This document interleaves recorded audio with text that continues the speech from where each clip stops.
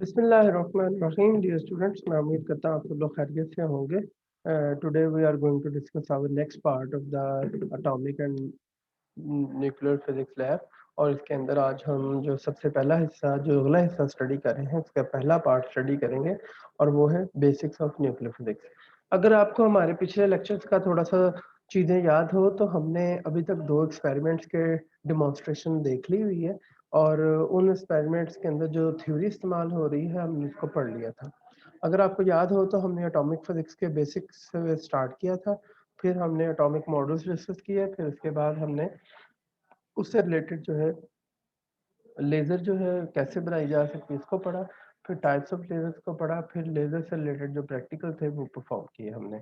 Online हमने इन सारी चीज़ों को देखा कि किस तरह से आप उसको डेमोंस्ट्रेट कर सकते हैं और किस तरह से वो रिजल्ट्स जो हैं वो रिलेट करेंगे। इन सारी बातों को आज आगे बढ़ाते हुए हम अपने सेकेंड पार्ट की तरफ जा रहे हैं कि हमारी जो लैब है उसके अंदर जो दूसरा हिस्सा है वो न्यूक्लियर फिजिक्स का है और ज़्यादातर प्रैक्टिकल जो है वो हमारे न्यूक्लियर फिजिक्स के हैं।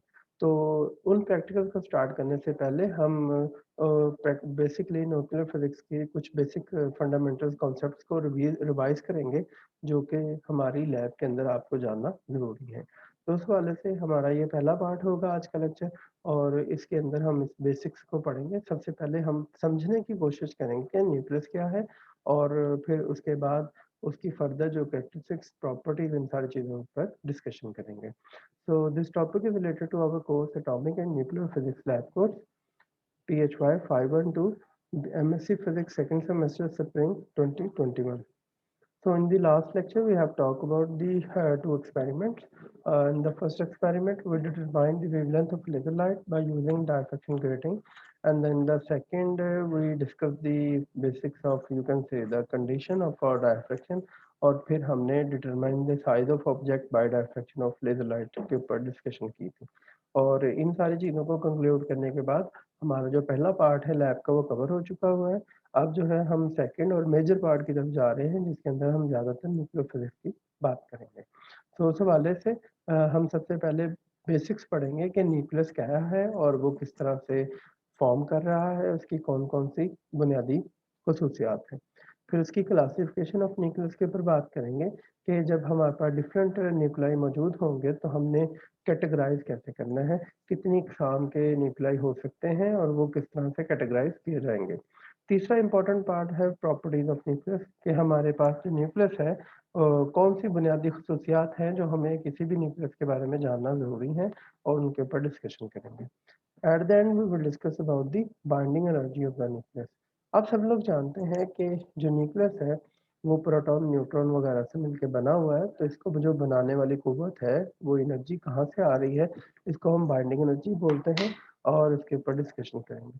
बाइंडिंग एनर्जी को जहन में रखते हुए हम डिफरेंट एटॉमिक नंबर वाले न्यूक्लियाई को देखेंगे और देखेंगे कि किस तरह से पीरियोडिक टेबल के अंदर स्टेबिलिटी ऑफ न्यूक्लियस हर एक एलिमेंट की जो न्यूक्लियस की स्टेबिलिटी है वो डिफरेंट है और उसकी बुनियादी वजह क्या है।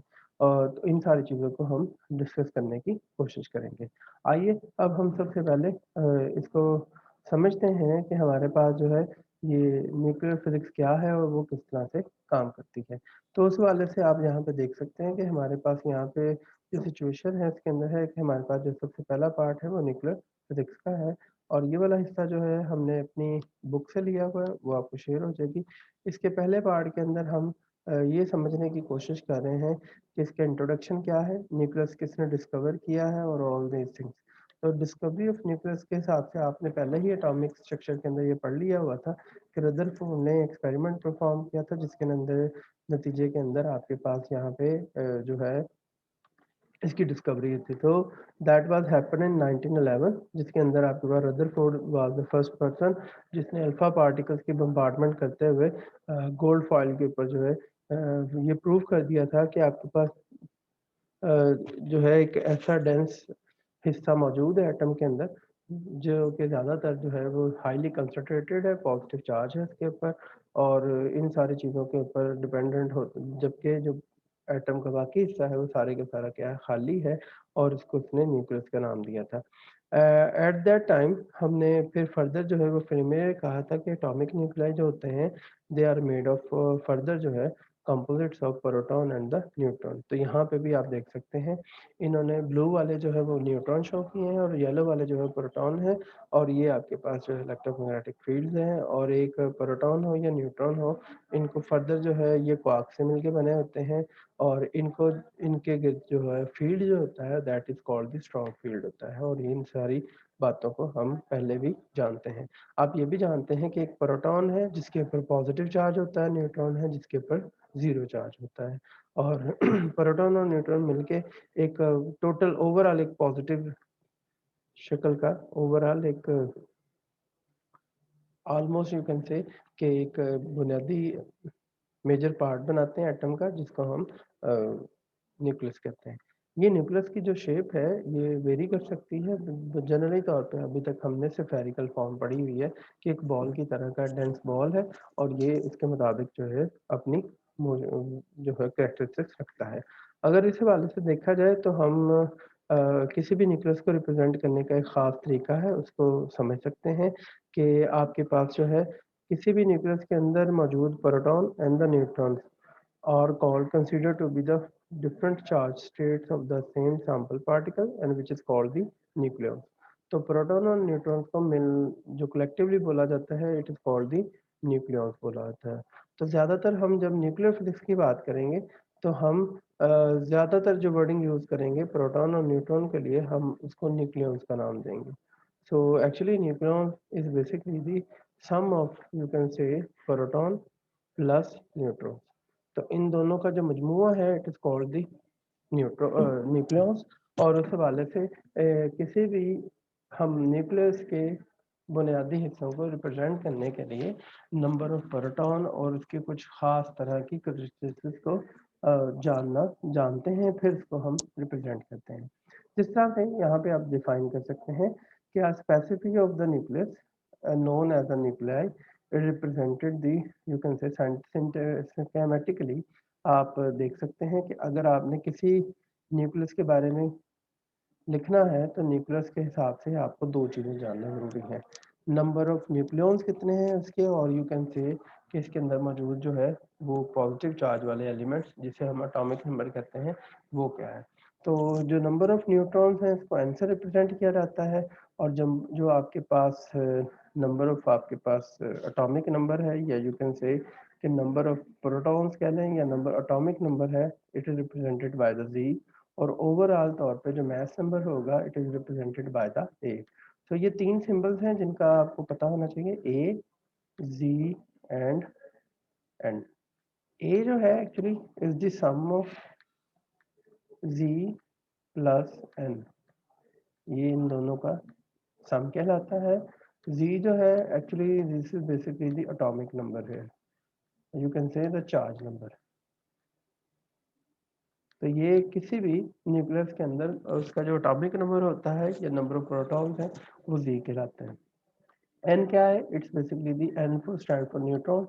तो ये आपके नंबर ऑफ न्यूट्रॉन्स है, और A is the mass number, और ये बताते हैं कि आपके पास ओवरऑल जो है वो कितना उस हिसाब से वैल्यू है, और उसके मुताबिक हम इसको डिफाइन कर सकते हैं। और याद रखिएगा इनका आपस में रिलेशन जो है वो इस इक्वेशन से आप रिप्रेजेंट कर सकते हैं। This equation is very important, A is equal to Z plus N. आपसे अक्सर तौर पे प्रोटॉन दे के न्यूट्रॉन के बारे में पूछा जा सकता है और आपको मैथ नंबर दिया जा सकता है। फॉर एग्जांपल जैसा कि यहाँ पे डिफाइन किया गया है, यहाँ पे आप देख सकते हैं एग्जांपल कि दी क्लोरीन न्यूक्लियस है इसके पास जो है वो 17। ऑब्वियसली आप कैसे डिफाइन करेंगे कि कौन सी चीज़ जो है वो किस तरह से है, हमेशा जो है आपके ए जो है वो ऊपर लिखा जाएगा न्यूक्लियस के, और जी जो है वो आपके डाउनवर्ड लिखा जाता है। इस चाल को हम यूं भी लिख सकते हैं कि आपके पास इस पे के अंदर ए यहाँ पे भी हो सकता है और जी यहाँ पे हो सकता है, ठीक है ना। तो इस फॉर्म में भी लिखा जा सकता है। So there is no you can say major issue between them, और उसके मुताबिक हम इसको चला सकते हैं। अगर आप देखें तो ये क्लोरीन की ये जो स्पेसिफिकेशन है सिर्फ इतनी इंफॉर्मेशन दी हुई है। जो नीचे वाला पार्ट है वो आपको जी की वैल्यू देता है, और आपके पास इसमें जी 17 है और ए जो है वो 35 है। तो आप यहाँ से अंदाजा लगा सकते हैं कि मैच नंबर 35 है और एटॉमिक नंबर कितना है 17। आपसे पूछा जाएगा न्यूक्लियॉन्स जो है उसके आपने बताना है कि न्यूट्रॉन्स की तादाद कितनी है। तो 35 माइनस 17 करेंगे तो we will get the 18 neutron. तो आप इजीली बता सकते हैं कि यस देयर आर 18 न्यूट्रॉन, और इस तरह से आप इसको एक्सप्लेन कर सकते हैं। इसी तरह से आप जो है इसी बुनियाद पे एक बहुत ही अच्छे तरीके से क्लासिफिकेशन कर सकते हैं कि न्यूक्लियस जो है सबके पास ए होगा, सबके पास जी होगा। मीन टू से कि हर न्यूक्लियस के पास उसका mass number, number of proton और न्यूट्रॉन से रिप्रेजेंट किया जा सकता है। और इसी तरह से आपके पास जो है हम एक रब्त कायम कर सकते हैं कि डिफरेंट न्यूक्लाई अगर हम डिफरेंट एलिमेंट्स के लिए, तो उनमें क्या सिमिलैरिटीज हो सकती हैं और क्या डिसिमिलैरिटीज हो सकती हैं। मेरे मतलब है कहने का कि आपके पास डिफरेंट तरह के अगर न्यूक्लियस हम लेते हैं तो एटम्स एक ही है, एलिमेंट एक ही है, बट आपके जो न्यूक्लियाई हैं वो डिफरेंट हैं। तो वो किस तरह से मैनेज किया जा सकते हैं, आइए हम सबसे पहला इंपॉर्टेंट हिस्सा जो है वो पढ़ने की कोशिश करते हैं। अगर आप देखें कि एलिमेंट एक है बट उसके जो न्यूक्लियस हैं वो डिफरेंट हैं, तो इस तरह की सिचुएशन को हम आमतौर पे ज़्यादातर आइसोटोप्स के साथ रिलेट करते हैं। आइसोटोप्स क्या होते हैं? Isotopes are the you can say the atomic number, ऐसे न्यूक्लाई जिनका एटॉमिक नंबर तो सेम है बट मास नंबर डिफरेंट होता है, and they are called the isotope. तो याद रखिएगा कि every atom has the same atomic number but different mass number, then such example is the represents the isotope. जैसा कि ये सिलिकॉन के आइसोटोप दिखाए गए हैं। सिलिकॉन का एटॉमिक नंबर 14 होता है, ये सारे के सारे 14 वाले हैं, बट इन सब का जो मास नंबर है वो डिफरेंट है, 28, 29, 30, 32। तो ये सारे के सारे सिलिकॉन के आइसोटोप्स हैं। Isotopes are the element contain the same atomic same number of proton but have different number of neutron. तो दूसरे पार्ट में आप ये भी कह सकते हैं कि आइसोटोप्स वो होते हैं जिनके अंदर आपके पास जो है प्रोटॉन्स तो सेम होते हैं बट जो न्यूट्रॉन्स होते हैं वो सबके क्या होंगे, डिफरेंट होंगे। Since the nuclear charge is what is ultimately responsible for the characteristics of the you can say of an atom. All the isotopes of the elements have the identical chemical behavior but different physical only in mass.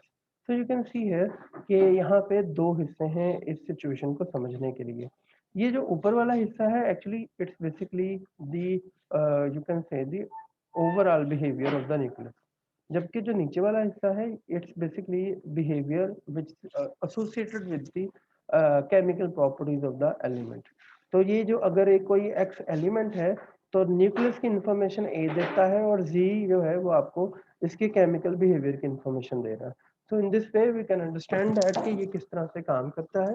तो आपके पास ये situation जो है quite interesting है because Z is associated with the atomic numbers, और ये जो है ये हमेशा इलेक्ट्रॉन्स जो है वो केमिकल प्रॉपर्टीज देते हैं और जो न्यूक्लियस है वो आपको फिजिकल कैरेक्टरिस्टिक्स देता है। तो इसलिए इन दोनों को बिहेवियर एक दूसरे पे डिपेंड नहीं करते। बॉन्डिंग वगैरह करने के लिए इलेक्ट्रॉन्स इस्तेमाल होंगे, मीन टू से एटॉमिक नंबर्स, जबकि आपकी जो फिजिकल कैरेक्टरिस्टिक्स वगैरह है इसको इस्तेमाल करने के लिए आपके पास क्या होगा, वो मास नंबर इस्तेमाल होगा। तो उस हवाले से दे आर वेरी इंपॉर्टेंट, और इसलिए फिर हम इसको ज़्यादा तवज्जो से चीज़ों को देखेंगे। तो पहले वाले हिस्से का तो ये मतलब हो गया। Secondly, those nuclei which have the same mass number but different atomic number are called the isotopes. तो एक दूसरी शय है जो आप अक्सर पढ़ेंगे कि आइसोटोप्स तो वो है जिनके एटॉमिक नंबर सेम है, मास नंबर डिफरेंट है।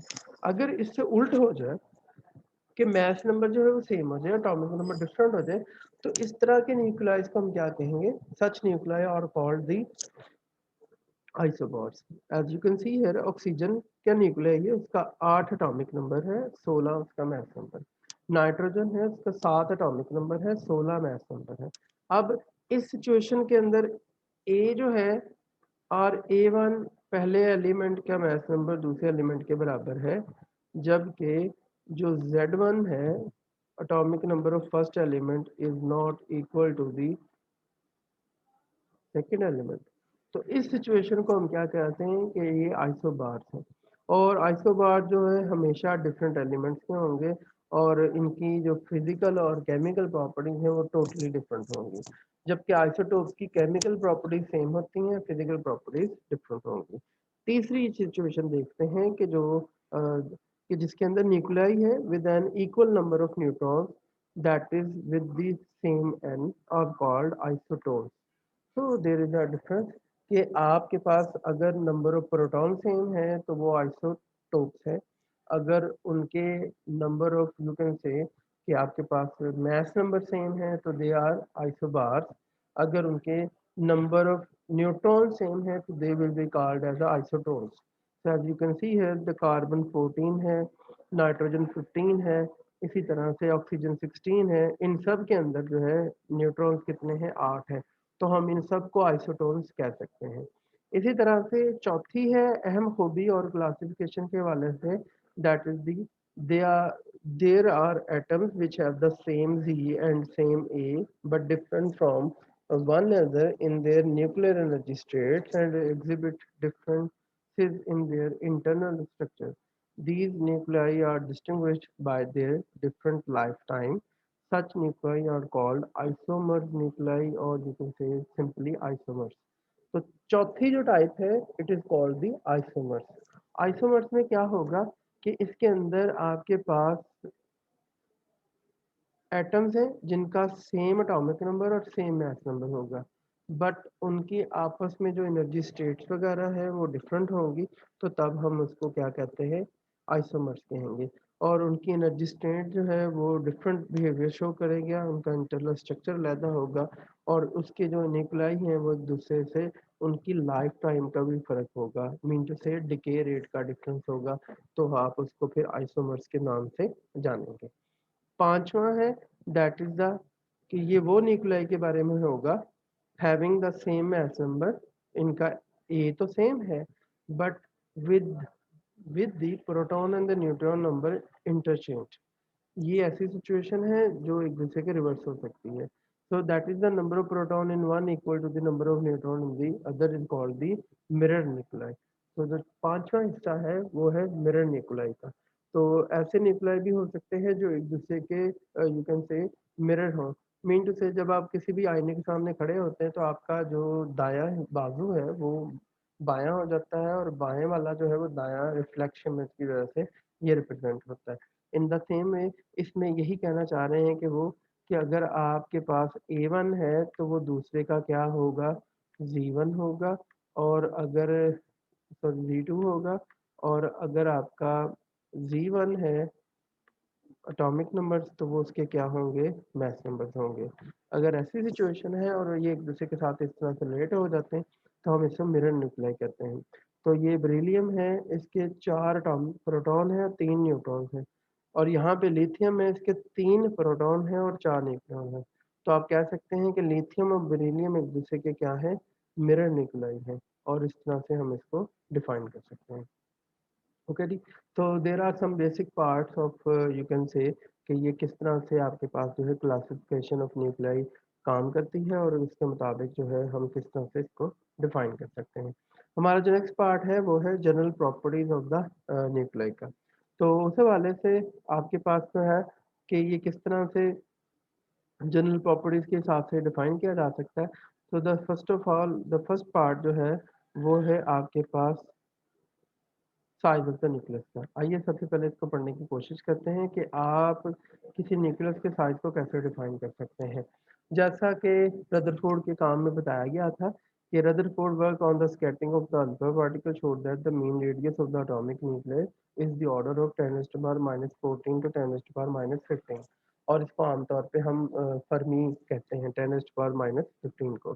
तो उस हवाले से देखा जाए तो आपके पास क्या है कि ऑलमोस्ट एक एटम जो है वो 10⁻⁻10 एक आर्मस्ट्रॉन का होता है। इसको हम आर्मस्ट्रॉन भी लिख सकते हैं। और एक आर्मस्ट्रॉन का तकरीबन होता है। और आपके पास जो न्यूक्लियस है वो इससे 10,000 गुना स्मॉलर है। तो उस हवाले से आप कह सकते हैं कि आपका जो न्यूक्लियस है वो आपके नंबर ऑफ न्यूक्लियॉन्स के ऊपर डिपेंड करेगा। एक सिंपल एग्जांपल से है कि जितने न्यूक्लियॉन्स थोड़े होंगे उनको इकट्ठा करना और उनको पैक करना आसान है। जितने नंबर ऑफ न्यूक्लियॉन्स ज़्यादा होते जाएंगे ऑब्वियसली इसका साइज जो है न्यूक्लियस का वो बढ़ता जाएगा। तो उसका एक सिंपल फार्मूला है जिसकी मदद से आप इस न्यूक्लियस के साइज को समझ सकते हैं, and this formula is written here. This is called the you can say कि रेडियस का फार्मूला आप इजीली न्यूक्लियस का डिफाइन कर सकते हैं। तो आपके पास सिंपल है कि आपका न्यूक्लियाई जो है it is proportional, radius of the nuclear is proportional to the number of nucleus. एक सादा से फॉर्मूले से आप किसी भी शय का जो साइज होगा उसके अंदर पाए जाने वाली चीज़ों की मकदार पे डिपेंड करता है। वो जितनी ज़्यादा होती जाएंगी साइज उतना ज़्यादा होता जाएगा, जितनी वो कम होती जाएगी उतना वो साइज श्रिंक होता जाएगा। तो इस फॉर्मूले के मुताबिक आपका जो रेडियस है न्यूक्लियस का it is 1/3 of the total nucleus. तो किसी भी एलिमेंट्स के अंदर कितने भी न्यूक्लियॉन्स हैं अगर उनका पता हो तो हम उसके रेडियस का अंदाजा लगा सकते हैं। अगर इस साइन ऑफ प्रोपोर्शनलिटी को ख़त्म किया जाए तो it can be replaced by this formula, it is equal to R naught here A and 1/3 है। तो उस वाले से आप देख सकते हैं कि ये आपके पास जो है वो साइज ऑफ द न्यूक्लियस है। This is R naught is the constant, और ये क्या डिफाइन करता है, it's basically the minimum value और it is equal to 10⁻⁻, you can see है इन दिस वे कि ये 10⁻1 - 3 1.3 10⁻⁻15 के बराबर है। और ये आपके पास 1.3 फर्मी मीटर के इक्वल होता है, और it is called the smallest part, और you can say the fermi, or you can say the minimum value of the nuclear cell. So that's why इस हिसाब से कि nuclei are so small that the Fermi is an approximate unit of the length. 1 fm 10⁻⁻15 meter. From this formula we can find out that the radius of the carbon जो है उसका हम अंदाज़ा लगा सकते हैं कि कार्बन के अंदर कितने न्यूक्लियॉन्स हैं जी 12। और अगर आप इसके रेडियस से अंदाज़ा 12 की वैल्यू यहाँ पे पुट कर दें एक ही जगह, तो you will have this formula in this वे। आपने जस्ट ए की वैल्यू पुट करनी है, 1.3 वैसे का वैसे आ जाएगा। तो this is equal to the 3 fermi metre. तो फर्मी जो है 10⁻15 को कहते हैं। Similarly the radius of the mercury A G है आपके पास, और इसी तरह से आपके पास जो है वो 6.2 मीटर है, और इस तरह से जो यूरेनियम है वो 8.1 फर्मी मीटर है। तो इस तरह से आप डिफरेंट पॉइंट्स को अंडरस्टैंड करते हुए डिफरेंटली ये काम कर सकते हैं। तो उस हवाले से तो उस वाले से उस वाले से आप इनके डिफरेंट साइजेस का अंदाज़ा लगा सकते हैं, उसके मुताबिक इन सबको हम कर सकते हैं। इसी तरह से अगर हम इसी बात को फर्दर जो है वो समझना चाहते हैं तो नेक्स्ट प्रॉपर्टी जो है न्यूक्लियस की वो है आपके पास ये एग्जांपल है जिसके अंदर आपने कंपैरिजन देखा हुआ कि the radius of the you can say the uranium 165 है, और इसका जो आपके पास रेडियस है वो दिया गया है 7.731 Fermi. Deduce the radius of helium. तो हीलियम का आपने वैल्यू निकालनी है, तो आप इन दोनों के कंपैरिजन के अंदर करके इनको सॉल्व कर सकते हैं और इस तरह से हीलियम की वैल्यू फाइंड आउट कर सकते हैं। तो सिमिलरली जो सेकेंड पार्ट है that is the nuclear mass. अब जो इम्पोर्टेंट चीज़ है वो है जो सेकेंड पार्ट है that is the nuclear mass है। Nuclear mass क्या होता है? As we know that the nucleus consists of proton and neutron, and the mass of the nucleus should be assumed to be here overall mass of the nucleus. Obviously एक common sense की बात है कि आपके पास एक बड़ा ball है और उसके अंदर आपके पास मुख्तलिफ से डिफरेंट बॉल्स अवेलेबल हैं। ये ब्लू वाले मैं ऐड कर देता हूँ, कुछ मैं यहाँ पे ब्लैक वाले रख देता हूँ, तो मेरे पास 6 बॉल्स हैं फॉर एग्जाम्पल। तो ऑब्वियसली क्या होगा कि मैं कहूँगा कि आपके पास जो ब्लू वाले बॉल्स हैं उनका वेट 3 ब्लू वाले, और 3 जो है वो आपके पास क्या है ब्लैक वाले। इन सब का जो वेट है अगर आप इनको कर लें तो क्वाइट है कि ये जो ब्लैक वाले हैं और ये मिल के इस पूरे का वेट बना देंगे, और इस पूरे को हम क्या कहते हैं न्यूक्लियस कहते हैं। तो पूरा जो न्यूक्लियस है अगर वो इन 6 बॉल्स पे डिपेंडेंट है तो ऑब्वियसली इन 6 का अलग अलग वजन और इसका कलेक्टिव वजन दोनों ऑलमोस्ट बराबर होंगे।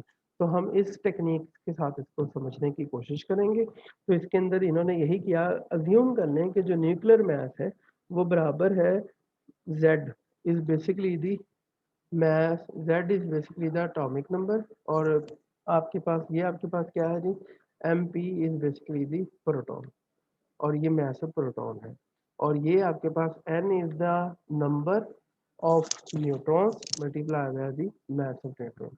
तो इसका बड़ा आसान तरीका है कि ये जो 3 है एक्चुअली, अगर आपके पास प्रोटॉन है तो आप इसको यहाँ पे z लिखेंगे, और अगर आपके पास यहाँ पे न्यूट्रॉन है तो इसको हम n लिखेंगे, और वो एक सिंपल मैथ है, प्रोटॉन और न्यूट्रॉन उनसे मल्टीप्लाई कर देंगे। बट जब देखा जाएगा मैथमेटिकली तो ये बात ऐसे ही लगती है, जब हमने एक्सपेरिमेंटली तौर पे देखा तो थोड़ी सी सिचुएशन जो थी वो डिफरेंट थी। सिचुएशन डिफरेंट इसलिए है कि ये वाला जो मैथ है, individual math is greater than the actual math. हुआ क्या कि जब आप एक न्यूक्लियस का मैथ दरियाफ्त करते हैं और उसको फाइंड आउट करते हैं, तो वो मैथमेटिक्स के इस रूल के ऊपर ओबे नहीं होता। मैथमेटिकल के इस रूल के मुताबिक तो ये था कि इन सबके इंडिविजुअल मैसेज का सम टोटल के बराबर होना चाहिए, बट हुआ ये कि जो टोटल का मैथ था वो इनके इंडिविजुअल से कम निकला। जब ये कम निकलता है तो इसका मतलब there is a difference in the message, और इस डिफरेंस को हम क्या बोलते हैं, इसको हम मैथ डिफेक्ट बोलते हैं, कि देर इज अ ये जो फर्क है मैसेज के दरमियान, it is called the math defect. और हम फिर कहते हैं कि इंडिविजुअल पार्टिकल्स का मास माइनस न्यूक्लियस का मास is equal to the change in, or you can say the difference in the mass, and this difference in the mass is called the mass defect। और ये जो mass defect है ये बुनियादी तौर पे आगे बाइंडिंग एनर्जी में काम आता है, और इस वजह से हम इसको फिर is equal to M C square वाले फार्मूला के साथ फिर इसकी बाइंडिंग एनर्जी फाइंड आउट करने की कोशिश करते हैं। सेकेंडली, अब देखें आपने रेडियस भी निकाल लिया हुआ है, आपने न्यूक्लियर के मास का भी अंदाजा ले लिया हुआ है। अब आप क्या कर सकते हैं, अब आप न्यूक्लियस की डेंसिटी का अंदाजा ले सकते हैं। रेडियस क्या है, रेडियस से आप जो है आसानी से वॉल्यूम निकाल सकते हैं, और मास पर यूनिट वॉल्यूम क्या होगा, डेंसिटी आ जाएगा। तो इस तरह से आप न्यूक्लियर डेंसिटी फाइंड आउट कर सकते हैं। आइए हम न्यूक्लियर डेंसिटी को फाइंड आउट करने का तरीका समझते हैं कि क्या तरीकाकार है। ये तीसरी खूबी और प्रॉपर्टी है न्यूक्लियस की। तो द न्यूक्लियर डेंसिटी जो है हम इसको पी रो एन से लिखेंगे, और इसको कैलकुलेट किया जा सकता है nuclear mass divided by the nuclear volume. Obviously mass per unit volume होता है तो न्यूक्लियर डेंसिटी होता है, तो इसके अंदर आपके पास क्या है कि ये आपके पास इजीली अवेलेबल होगा कि न्यूक्लियर मास जो है is equal to A multiply by M N, और ये आपके पास मास नंबर है, और ये एम एन आपके पास क्या है कि ये वेयर मास नंबर आपके पास ए से रिप्रेजेंट किया गया है। और यहाँ पे ये जो सिचुएशन है उस हवाले से आपके पास यहाँ पे क्या होगा कि simply Mn is equal to mass of nucleus है। So this is the mass of nucleus and this is the mass number, और इस तरह से आप क्या कर सकते हैं, इनकी वैल्यूज को एसोसिएट कर सकते हैं। तो टोटल वैल्यू आपके पास न्यूक्लियर की किस तरह से वॉल्यूम की निकाली जा सकती है, बहुत आसान है। 4/3 पाई आर क्यूब। आप सब लोग जानते हैं कि किसी सफियर का, क्योंकि हम तस्वुर कर रहे हैं कि आपका जो न्यूक्लियस है वो क्या होता है, सफियर फॉर्म में होता है, तो किसी भी सफियर का जो वॉल्यूम है वो बराबर होगा 4/3 पाई आर क्यूब। तो आप आर की वैल्यू, अभी फॉर्मूला पढ़ा है हमने, तो वो पुट कर सकते हैं यहाँ पे, ये हम वैल्यू पुट कर देंगे तो ये आपके पास ए की आर की वैल्यू आ जाएगी, and it is called the nuclear volume. Nuclear volume निकालने के साथ ही आप इन दोनों को इक्वेशंस को डिवाइड कर देंगे, और ओवरऑल आपके पास वैल्यू आ जाएगी, और ये आपका डेंसिटी निकल आएगी। और आप इस तरह से इजीली डिफरेंट ऑब्जेक्ट्स की जो डेंसिटी है उसको फाइंड आउट कर सकते हैं। इसी तरीके को अगर मद्देनजर रखें तो हम स्टार्स वगैरह, वाइट ड्रॉप्स वगैरह, उनकी भी डेंसिटी इसी फार्मूला के मुताबिक निकाल सकते हैं, और उसके मुताबिक इजीली हम इसको डिफाइन कर सकते हैं।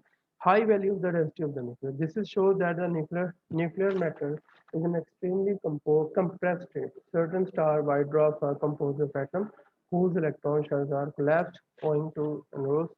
ये हमने पहले भी इसके अंदर आपने डिस्कस किया होगा, जब वाइट ड्रॉप्स बनते थे तो वो इतने एक दूसरे के साथ कंप्रेस हो जाते हैं कि उनके जो स्ट्रक्चर हैं वो सारे कोलैप्स कर जाते हैं, और वो सारे के सारे जो हैं वो डेथ ऑफ स्टार की तरफ मूव कर जाता था। तो इस तरह से आप इसकी प्रॉपर्टीज को अंडरस्टैंड कर सकते हैं। So after getting this one, अब जो है हम इसके अगले पार्ट की तरफ चलते हैं, और वो वाला हिस्सा जो है इज here। कि आप अब न्यूक्लियर चार्ज की बात कर सकते हैं। तो न्यूक्लियर चार्ज क्या होता है ऊपर भी डिस्कशन हम कर सकते हैं कि एक न्यूक्लियस के ऊपर जो है ओवरऑल वैल्यू कैसे फाइंड आउट की जा सकती है कि चार्ज कितना है। तो ये बहुत सिंपल तरीकाकार है। इसका तरीका ये है कि कितने उसके अंदर प्रोटॉन है और उसको उस एक सिंगल प्रोटॉन के चार्ज की वैल्यू के साथ मल्टीप्लाई कर दिया जाए तो वो न्यूक्लियर का चार्ज निकाला जा सकता है। तो the charge of the here nucleus is due to the protons contained in it. Each proton has positive charge और 1.6 10⁻⁻19 कूलम है। तो टोटल चार्ज कितना होगा जितने टोटल नंबर ऑफ प्रोटॉन है मल्टीप्लाई बाय एक चार्ज प्रोटॉन का चार्ज तो वो टोटल नंबर ऑफ चार्ज आ जाएगा। इसको हम न्यूक्लियर चार्ज बोलेंगे और इस हवाले से हम इसको डिफाइन कर सकते हैं। The value of Z is known from X ray scattering experiment और इससे ये सारी चीज़ें एक्सरे स्कैटरिंग एक्सपेरिमेंट से ये फाइंड आउट की जा सकती हैं। और फिर आप जो है न्यूक्लियर स्कैटरिंग से भी कर सकते हैं और ये सारा कुछ किया जा सकता है। ये एक्सपेरिमेंट्स हैं, इससे आप अगर चाहें तो फर्दर इसको स्टडी भी कर सकते हैं। अगला हिस्सा है स्पिन एंगुलर मोमेंटम का कि आपके पास है both the proton and the neutron like electron have a intrinsic spin. जब आप सब लोग जानते हैं कि इलेक्ट्रॉन की एक इंट्रिंसिक स्पिन होती है इसी तरह से प्रोटॉन की भी होती है और न्यूट्रॉन की भी होती है। तो स्पिन एंगुलर मोमेंटम जो है वो आपके पास अगर प्रोटॉन का क्वांटम मैकेनिकली देखा जाए तो ये फॉर्मूला है और L S is equal to L into L plus one H over two pi इसको एच कैट भी बोला जाता है। तो उसके मुताबिक आप इसकी स्पिन एंगुलर मोमेंटम जो है वो डिफाइन कर सकते हैं। फिर रिजल्टेंट एंगुलर मोमेंटम क्या है कि ये तो है इंडिविजुअल्स का। आप जो है वो टोटल एंगुलर मोमेंटम निकालना हो तो it will be the sum of proton and neutron और ये उनके ऑर्बिटल एंगुलर मोमेंटम और एज वेल एज उनके स्पिन एंगुलर मोमेंटम का सम होगा। और आप हम इसको टोटल एंगुलर मोमेंटम जो है वो बराबर लिखा जा सकता है टोटल न्यूक्लियस का एंगुलर मोमेंटम बराबर होगा total G multiply by you can say the proton और वाला और ये वाला आपके पास ये है न्यूट्रॉन वाला। तो टोटल जो है वो बराबर हो सकता है आपके पास प्रोटॉन का और ये न्यूट्रॉन्स का।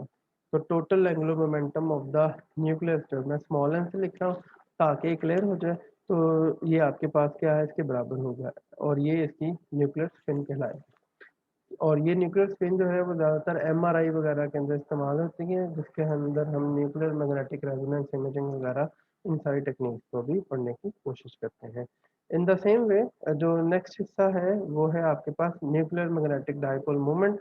अगर कोई चीज़ स्पिन कर रही है तो ऑब्वियसली वो क्या करेगी उसकी न्यूक्लियर मैग्नेटिक डाइपोल मोमेंट्स भी होंगे और उसके हवाले से जो है इट्स वेरी इंपॉर्टेंट कि वो किस तरह से काम करते हैं और वो किस तरह से समझे जा सकते हैं। तो इसके लिए हम ये डिफाइन कर सकते हैं कि ये किस तरह से काम करेगा। आइए इसको समझने की कोशिश करते हैं कि न्यूक्लियर मैग्नेटिक स्पिन जो है या मैग्नेटिक डायपोल मूवमेंट जो है किस तरह से हो सकते हैं। तो it's very simple technique actually कि आपके पास आपका जो है एटॉमिक नंबर है और मैग्नेटिक डायपोल मूवमेंट आप सब लोगों ने पढ़ा हुआ है वो म्यू इज इक्वल टू किसके बराबर होता है a current enclose in the area. तो अगर आप के पास करंट की वैल्यू है और एरिया की वैल्यू है तो आप इजीली जो है मैग्नेटिक डायपोल मूवमेंट निकाल सकते हैं। इलेक्ट्रॉन की वैल्यू का मुताबिक अगर इलेक्ट्रॉन का मैग्नेटिक डायपोल मूवमेंट निकालना हो तो वन बोहर मैग्नेट्रॉन के बराबर होता है और ये पॉजिटिव। इसी तरह से आप प्रोटॉन का निकाल सकते हैं और इसी तरह से आप न्यूक्लियस का भी निकाल सकते हैं इसी फार्मूले के अंदर वेरिएशन ला के। तो ये इजीली किया जा सकता है। जो सबसे इम्पोर्टेंट प्रॉपर्टी है that is electric quadrupole moment. Electric quadrupole moment is very important और ये बताती है कि आपके न्यूक्लियस की शेप कैसी है एंड इट्स वेरी इंपॉर्टेंट।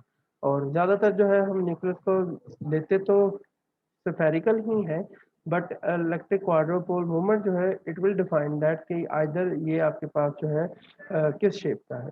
सो उस वाले से आप इसको डिफाइन कर सकते हैं कि in addition to the magnetic movement nucleus में have an electric quadrupole movement and electric dipole movement is zero for the atom and nuclei in the stationary state. This is the consequences of the nuclei about the center of mass. However, this symmetry does not need to be spherical. It need to be including the nucleus form assuming the shape of ellipsoid of the rotation for instance। अगर आप देख सकते हैं कि आपके पास अगर तो ये सिमेट्री है हर तरफ तो आपका जो क्वाड्रोपोल मूवमेंट होगा it will be equal to zero. अगर ये 0 है तो इसका मतलब है कि आपका जो न्यूक्लियस है वो स्फेरिकल है। अगर ये नेगेटिव है तो इसका मतलब है कि आपका जो न्यूक्लियस है इट कुड बी एलिप्सॉइडल।